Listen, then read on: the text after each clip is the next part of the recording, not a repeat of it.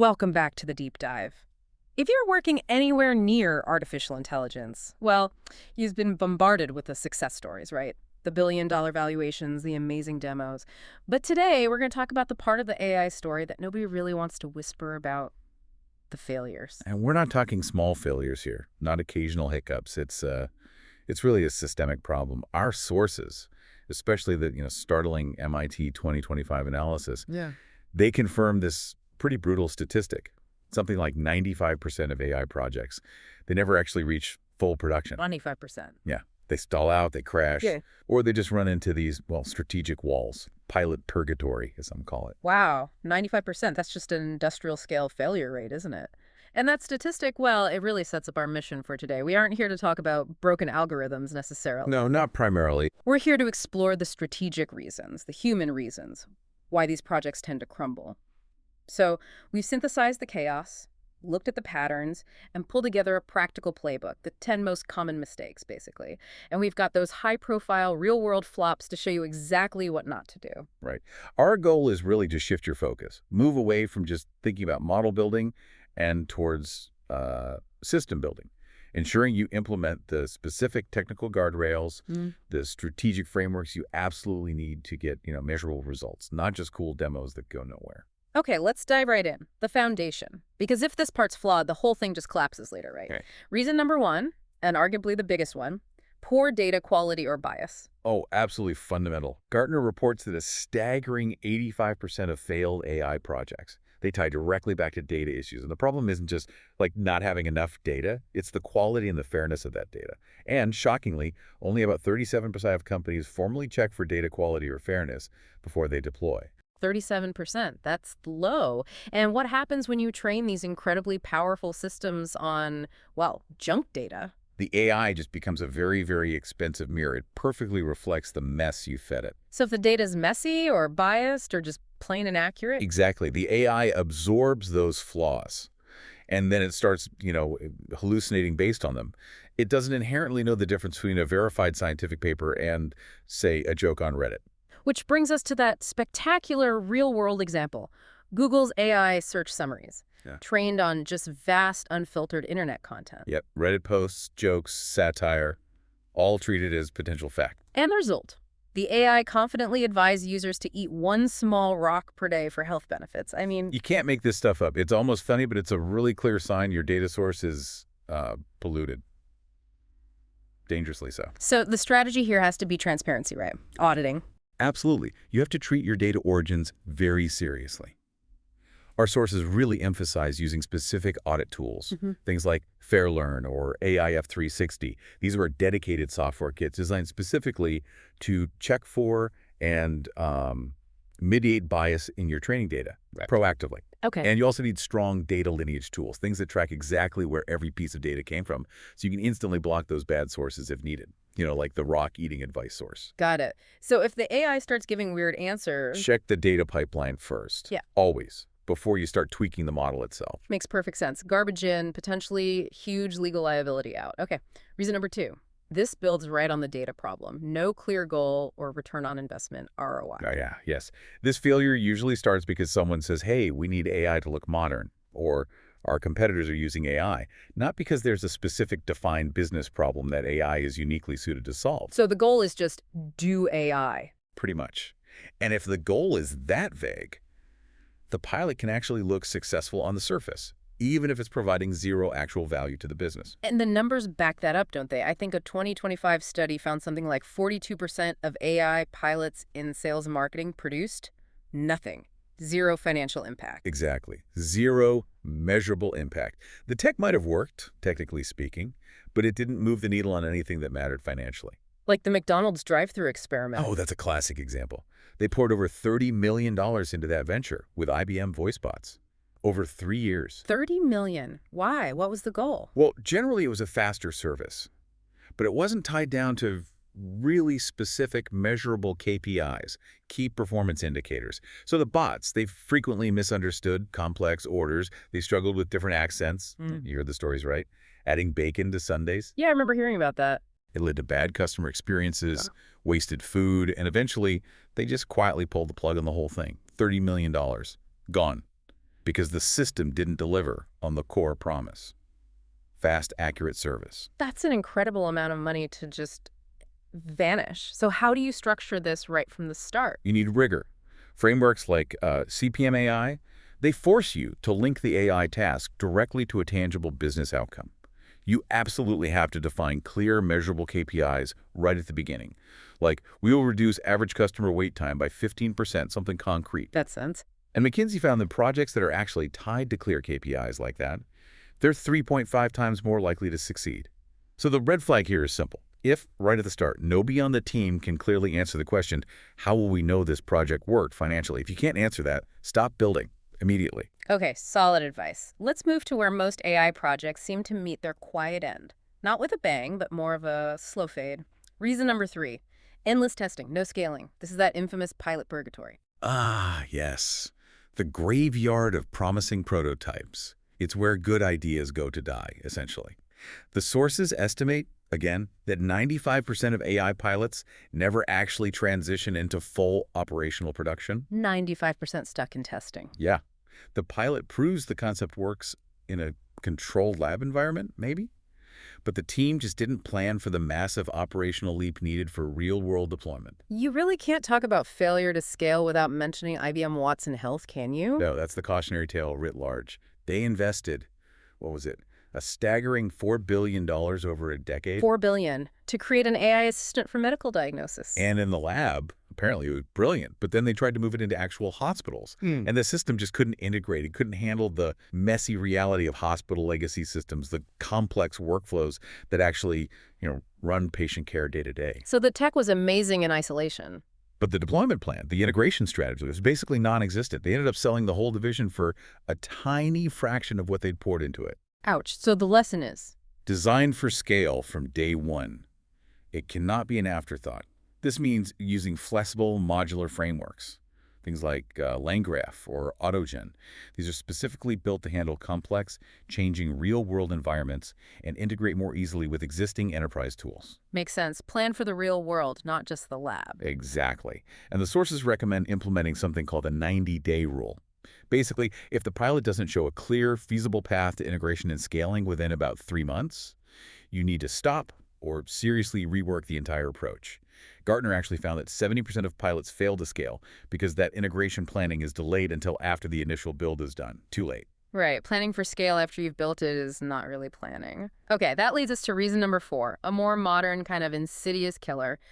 Costs spiral out of control. We often think of AI costs as the big upfront training investment, but that landscape is changing fast, isn't it? It absolutely is.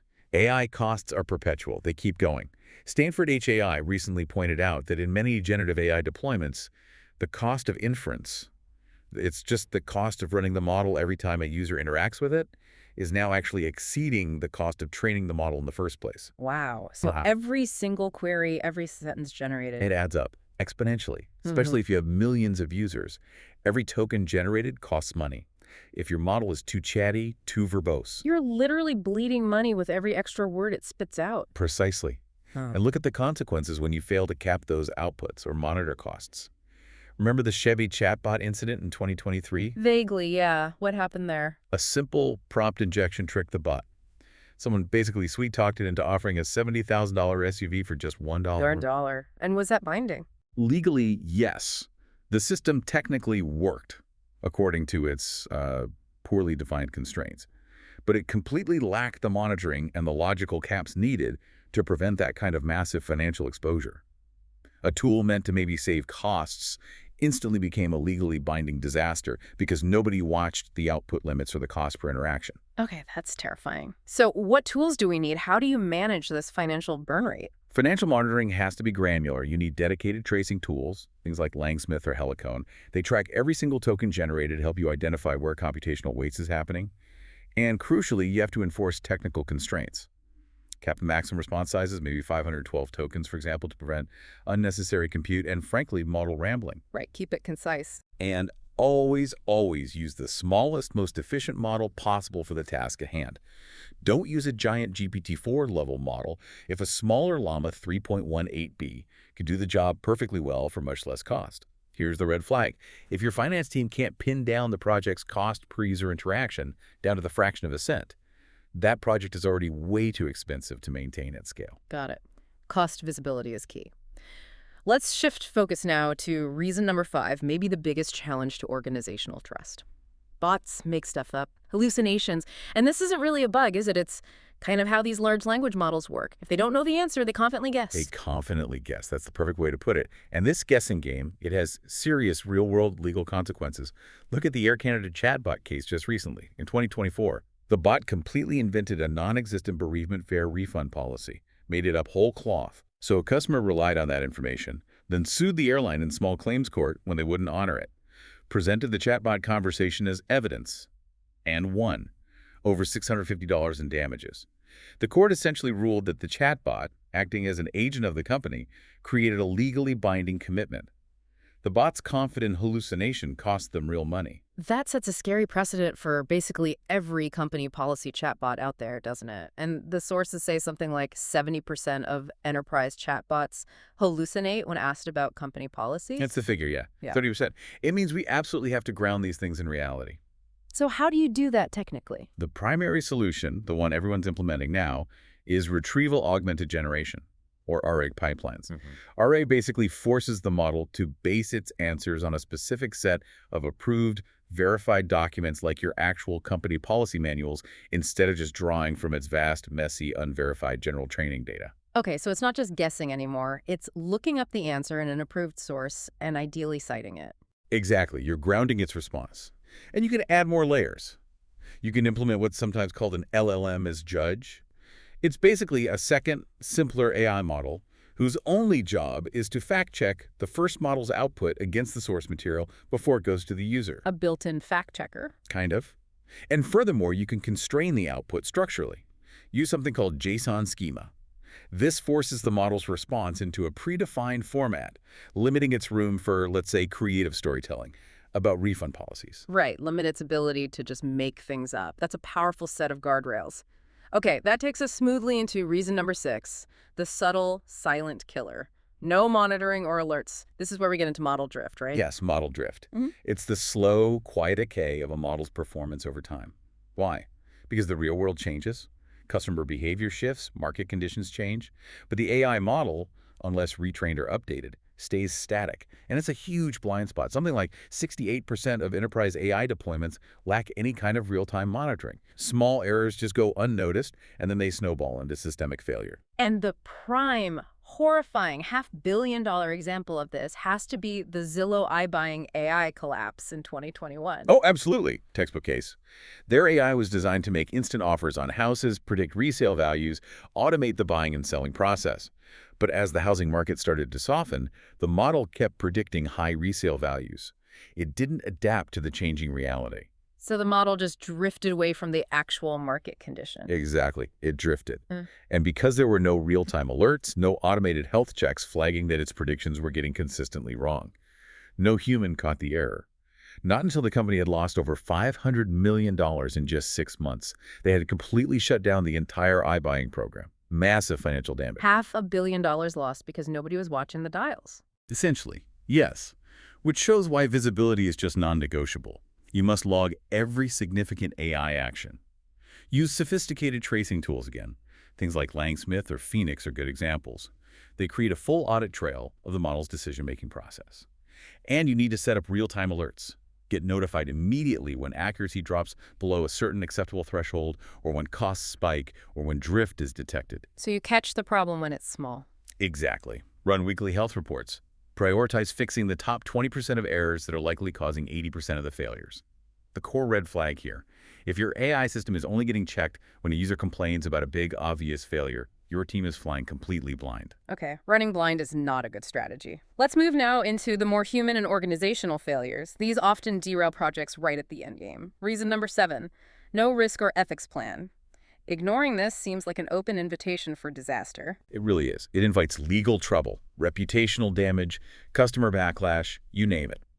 Ignoring potential bias, for instance, can lead to immediate public outcry and regulatory scrutiny. Remember the Amazon recognition example back in 2018? Their facial recognition system misidentified 28 members of the U.S. Congress as known criminals during a test run. 28 members of Congress. Yep. And it showed a clear racial and demographic bias in how it was trained and how it performed. That technical failure instantly translated into a massive, years-long trust deficit for the technology. And people notice this stuff. That Edelman Trust Barometer finding is striking. 41% of consumers would actively boycott a brand over what they see as unethical AI use. So beyond auditing the data for bias, which we discussed, what are the key technical or procedural controls we absolutely must implement? The sources really stress two things here: transparency and control. First, you need to publish clear system cards or transparency reports. These describe exactly what the system is designed to do, its known limitations, the data it was trained on, potential risks. Be upfront. And second, critically important, you must install a kill switch. Some easy-to-access mechanism, whether it's physical or software-based, to instantly shut the entire system down if it starts behaving in a dangerous, unpredictable, or unethical way in production. A kill switch. Sounds dramatic, but necessary. Okay, let's tackle reasons 8 and 9 together, as they often go hand in hand, focusing squarely on that internal organizational friction. Reason 8, lack of buy-in from teams, and reason 9, trying to do too much at once. Yeah, these are huge. Carton reports that a massive 80% of AI projects ultimately fail not because the tech is bad, but due to poor change management. The technology might actually work perfectly, but if the frontline employees, the people who are supposed to use it, reject it or fear it or just don't understand it, it's dead on arrival, DOA. Like Microsoft Tay back in 2016, that Twitter chatbot. Classic example of tech without organizational readiness. Pulled in just 24 hours, remember. Trolls immediately taught it to spew hateful, racist garbage. The core technology wasn't necessarily the failure point there.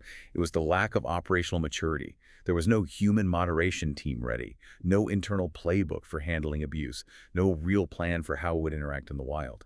So how do you ensure adoption instead of rejection? How do you get that crucial buy-in? You have to start training your staff early, way before launch. The goal should be something like training 80% of the affected staff before the system goes live, not scrambling afterwards. And you absolutely must build a robust, two-way feedback loop. Involve those frontline users in the process of defining the problem, testing the solution, and improving the AI over time. Make them part of it. Deloitte found that organizations that actually invest in training their staff properly see, on average, 42% higher adoption rates for new AI tools. Makes sense. Train first, launch second. And that ties right into reason 9, the siren song of scope creep, trying to boil the ocean. Exactly. It's the ambition trap. McKinsey finds that over half, more than 50% of generative AI projects fail simply because their scope becomes too large, too ambitious, too quickly. Look at Meta's Galactica project in 2022. Its stated goal was, wait for it, to democratize science. Democratize science, that's a bit broad for an AI model, maybe. Just a bit. It was a truly massive scope. And what happened? It ended up generating potentially dangerous medical advice, fabricating fake scientific citations, because it was just too complex, too broad, and lacked the necessary guardrails and constraints for such a sensitive domain. They pulled it after only 72 hours online. 72 hours. Wow. So the antidote to scope creep must be radical constraint, right? Start small. Absolutely. Laser focus. Start with one single, tightly defined use case. Solve one specific problem first. Build a minimum viable product and MVP in weeks, not months. Aim for maybe 2 to 3 weeks for that initial version. And the Project Management Institute, PMI, has research showing that projects that launch something functional in under 90 days, they are 4 times more likely to ultimately succeed. So lock the scope after that initial pilot is approved. Nail that small win first before you even think about expanding. Get one thing right before trying to do everything. Got it. Okay, that brings us to our final core failure, reason number 10, and it's maybe the most important safeguard. No human checkpoint. Yes. This failure really stems from misplaced trust, or maybe overenthusiasm. People sometimes tend to treat AI output as infallible gospel, especially in high-stakes areas like finance, healthcare, or legal. But the reality is, as Forrester found, about 67% of actual knowledge workers, they don't fully trust AI outputs without some kind of human review, and frankly, that skepticism is healthy and well-earned. And we saw the immediate embarrassing consequences of ignoring that need for oversight, didn't we?